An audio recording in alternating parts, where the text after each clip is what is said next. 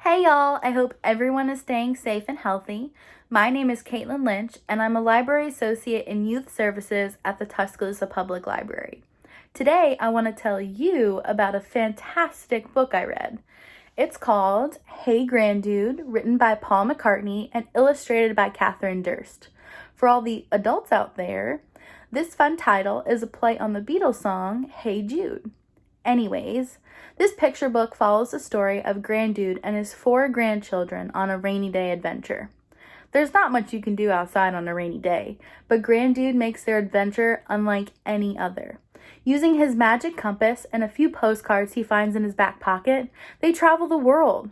But it wouldn't be an adventure if Grandude and his grandchildren didn't run into trouble along the way. I think this book is perfect for all young adventurers out there and anyone looking for a journey outside of their living room.